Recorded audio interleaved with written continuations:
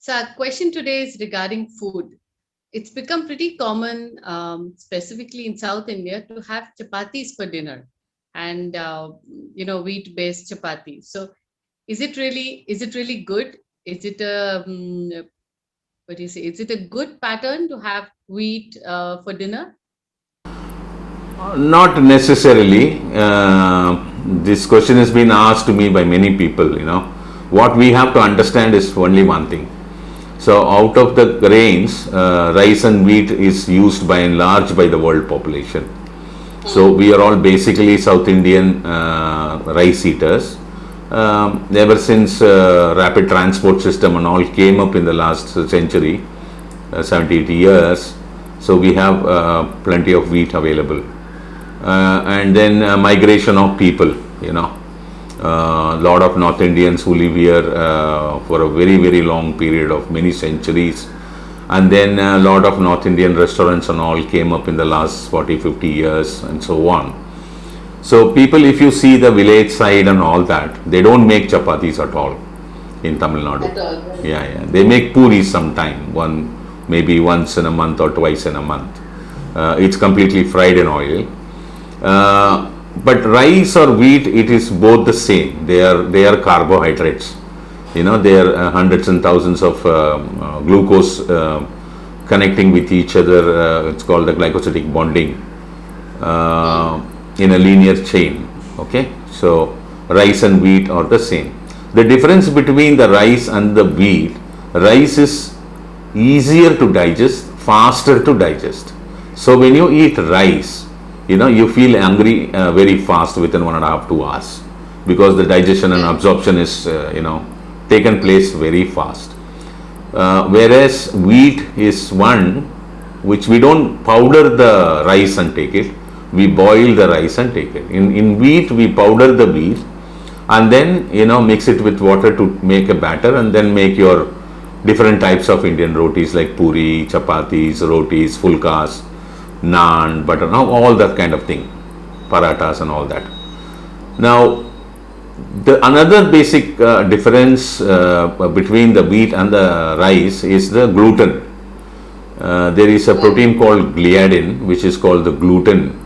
Gluten gives that elastic stuff for the chapati, that batter, that rubbery stuff. It's an elastic stuff, which is not available in rice.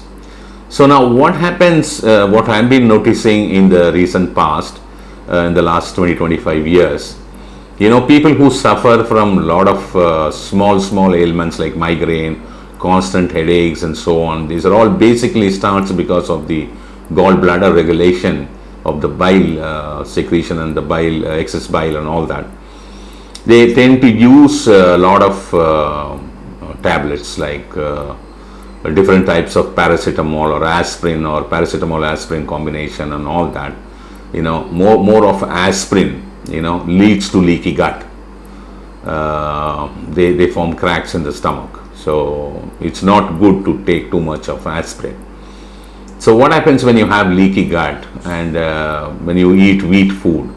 The gluten tends to escape through the bloodstream, through the leaky gut, through our main bloodstream. That again further causes headache for you, because it's a raw gluten into your blood, causes disturbance in your brain, and which becomes the main cause. So if those who have practiced a lot of this constant medicine taking to avoid discomforts like tiredness or feverish stuff or headaches or migraine, who use a lot of paracetamol and all that, should avoid eating wheat to avoid constant headaches. This is one. Two is, it is all question of the practice what you make. Normally people feel that they when they eat rice they tend to put on weight. It is not the case. It is not truth. Either rice or wheat, you tend to put on weight if you have the capacity, genetic pattern to accumulate fat in your body and all that stuff. It varies from person to person. Wheat and the rice are almost the same. The only difference is the gluten. That's how I look at it, because that's how the whole thing is being measured and analyzed in modern science. Very clear. It's all that how we practice ourselves. People also feel that there's a lot of wrong notion that people with a diabetic condition, wheat is a better food. No, it is not. Wheat or rice have the same amount of amylose and amylopectin standard of linear chain of glucose. Only difference, as I said, is the protein called gliadin. So it is what you prefer, what you like. If you are very happy with having a few chapatis in the night with some side dish or sabji or whatever, that you can still have it. There is no doubt whatsoever.